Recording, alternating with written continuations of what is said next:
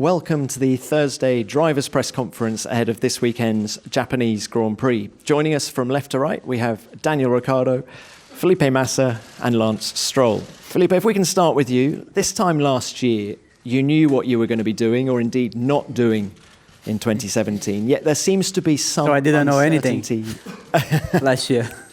You didn't know anything this time last year? But what I decided didn't happen, so...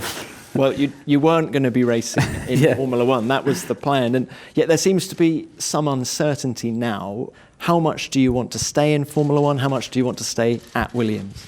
To be honest, in my head, I'm pretty relaxed. So I'm enjoying and trying to do the best I can in the last races this year. You know, I'm quite keen to do maybe another season.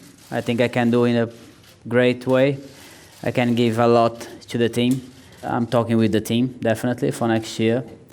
And we are in discussion. So if people is happy that I stay, and I will do everything I can to stay on the top level. Lance, there clearly is a good dynamic between yourself and Felipe. Is there one particular thing that you've learnt off Felipe this year? Many. That's it. But we don't say, yeah? He just brings a lot of experience to the team, and I've been able to use him as a benchmark throughout my rookie season. So he's really helped develop the car in many ways with these new regulations, and as well I think I've been able to pick up a few details along the way. Daniel, can we just start by talking about what you've been up to since the Malaysian Grand Prix last weekend? Have you been having fun in the land of the rising sun? The sun doesn't always rise. It's it can get emotional in Tokyo. A more positive experience in the last few days was with actually this man here. We went to this the famous sushi. I'm going to get it wrong now. Sukiyabashi Jiro, I think Sukiyabashi Jiro. So we did. It was good to see his face when some fish that he's not really keen to have. Yeah, I only started eating seafood a few years ago, like properly, like raw fish. So I love some of it, but some is still new to me. So, but you don't want to disrespect either. It was no salmon. No, yeah, it was. There's some different stuff, but anyway, it was a good experience for sure. Well, the car has been competitive on 3 very different tracks now: Monza, Singapore, Malaysia. Would you agree with Helmut Marko in that it is now the best chassis in Formula One? We have to be close. If it's not, then we're certainly close, and a lot closer than we were, the first handful of races this year. So, we like Monza, you get to, you surprise yourself on Sunday, but then in Singapore, then Seb puts, a few tenths in us in quali. So you kind of you're like, oh, we do, and then we don't, and we do, and we don't. But obviously Malaysia were quick.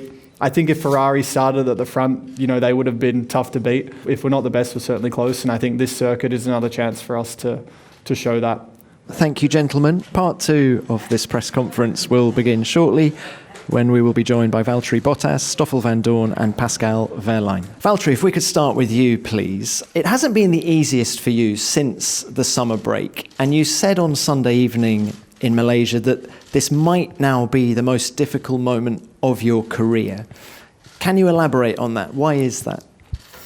Only thing I want to do is to perform and to try and meet my goals. I definitely haven't been achieving those lately, so that's why the feeling wasn't so positive after the race. So for sure it's tricky because now, having such a good car and with potential for such a good results, for sure, just want to perform, so that's why. Stoffel, turning to you, you've had a cracking couple of races, 7th in Singapore, 7th last weekend in Malaysia. You must be feeling pretty good about things at the minute. Lately everything has been going very well for me. I think it shows that all the work I've been doing with the team, with the engineers back at the factory as well, is paying off, and obviously feeling more and more comfortable with the car. I don't want to get used to being happy with 7, but I think considering the package we have, it was definitely the best result possible. 5 races left this year, which is hopefully 5 opportunities for us to make something good of it. So shows we have to keep pushing, keep working as hard as we can, and who knows what is possible for the final couple of races.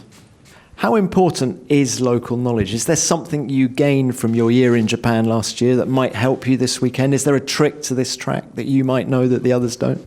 Done a lot of testing, a lot of racing in Super Formula here, and obviously have a win around here as well, which was a special moment.